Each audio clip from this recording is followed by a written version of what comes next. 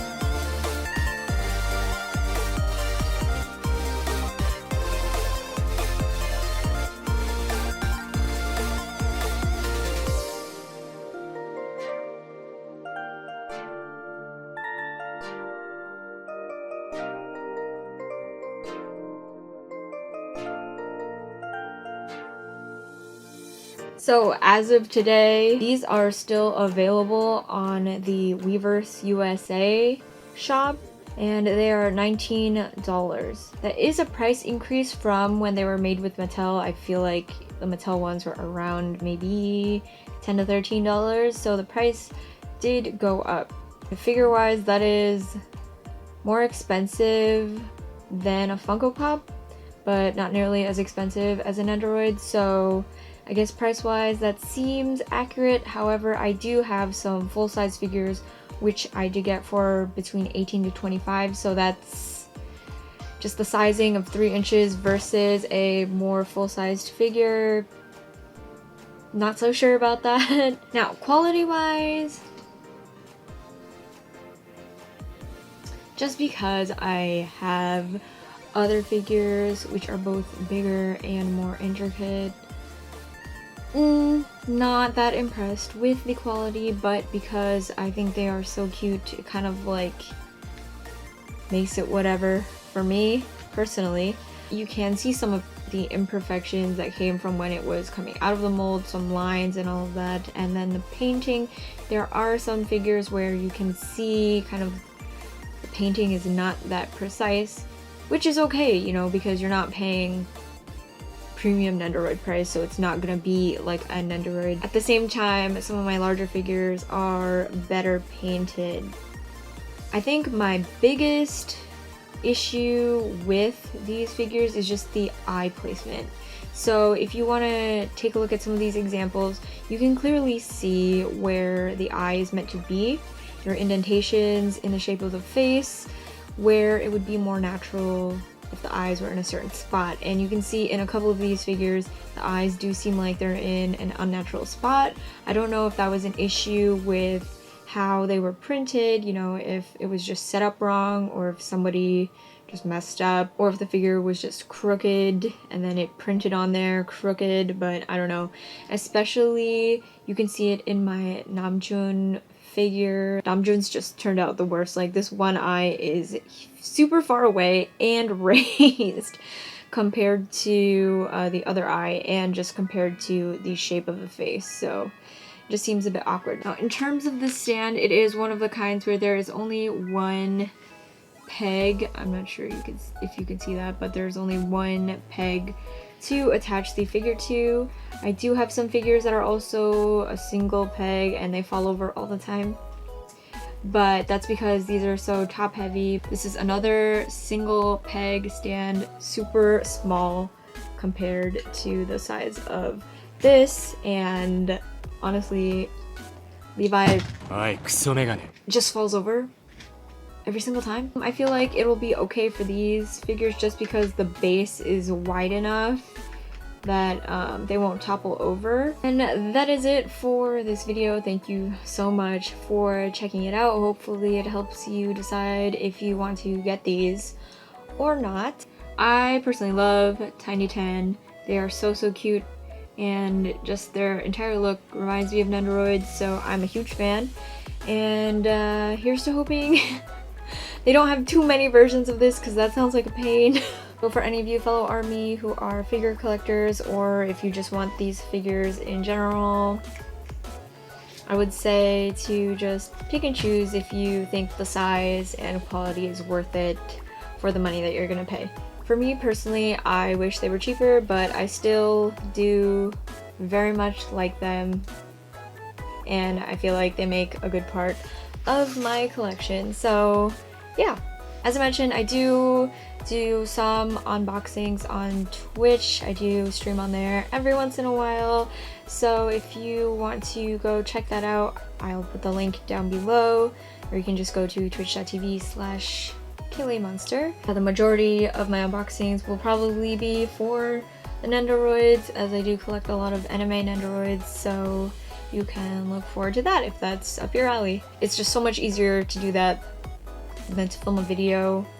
Maybe I will film a video too every once in a while. I don't know. We're still figuring it out. We're still figuring out the layout of my channel, because I do feel like I have not posted too much anime or makeup in years, which is kind of gross. So to like the 10 people who have been here since I was that type of channel, I'm so sorry, and I hope to put out more content for you soon, as well as just general stuff. I kind of want this to be a channel where I can talk about everything that I like to do, you know, just everything. Yeah, how to outro. That is it for this video, and I'll catch you guys in the next video. Bye. It's too far for me to reach.